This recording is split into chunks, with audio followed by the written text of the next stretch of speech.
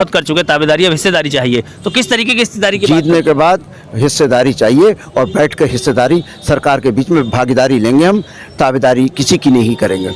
अभी तो क्षेत्र में प्रचार प्रसार चल रहा है, अपनी बात हम आवाम के बीच में रख रहे हैं और उसके बाद आवाम की प्रतिक्रियाएं आएंगी। हम अपनी बात और अपना एजेंडा लेकर आवाम के दरमियान में लगातार दौड़ रहे हैं पिछले 1 हफ्ते से।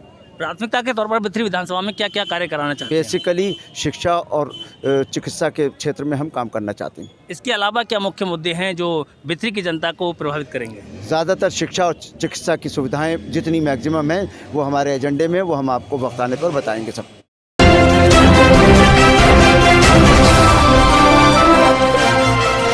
ऑल इंडिया मुस्लिम मजलिस से 123 बिथरी चैनपुर विधानसभा से वसी अहमद एडवोकेट ने नामांकन पत्र दाखिल किया।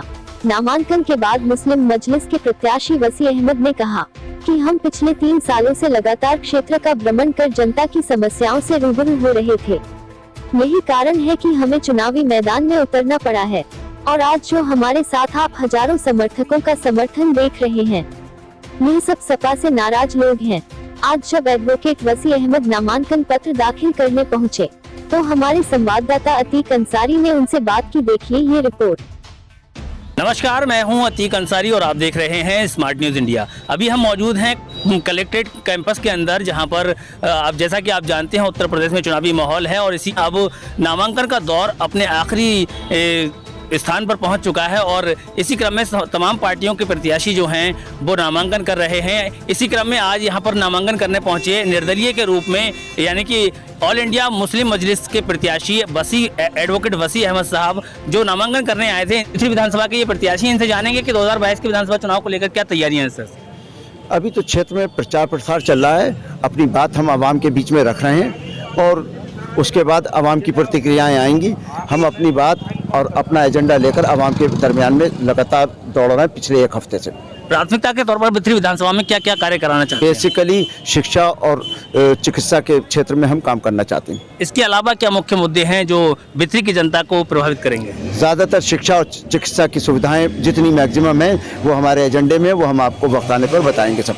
वक्त आने पर बताएंगे। लेकिन एक तरफ समाजवादी पार्टी या फिर बात करें कि आम आदमी पार्टी 300 यूनिट फ्री बिजली देने की बात कर रही है, फ्री राशन देने की बात कर रही है। आपकी अगर सरकार बनती है, आप विधायक बनते हैं, तो आप क्या फ्री देंगे? जो मुद्दा रखा है समाजवादी ने वो प्रैक्टिकल नहीं है और जो अर्थव्यवस्था है प्रदेश की उसमें वो चीज़ सूट नहीं करती। वो सिर्फ एक धोखा है, जैसा कि समाजवादी पार्टी आज से 25 साल पहले धोखा दे चुकी है कि सेल टैक्स हटाएंगे तो उसका नाम बदल के दूसरा कर दिया गया। इसी तरह के धोखे देती चली आई है, ये भी एक धोखा है।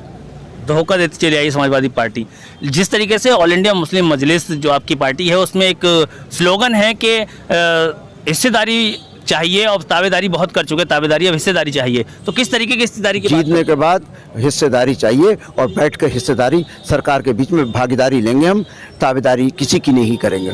जी, जहां एक तरफ बहुत सभी पार्टियां विकास की बात कर रही हैं, फ्री राशन, फ्री अनाज की बात कर रही हैं, तो वहीं कुछ ऐसी पार्टियां भी हैं जो हिस्सेदारी की बात कर रही हैं। एक पार्टी है ऑल इंडिया मुस्लिम मजलिस, जिसके प्रत्याशी हैं एडवोकेट वसी अहमद, जो 123 बिथरी विधानसभा से मुस्लिम मजलिस के प्रत्याशी हैं और आज ये नामांकन करने पहुंचे थे। हमारी शुभकामनाएं इनके साथ हैं।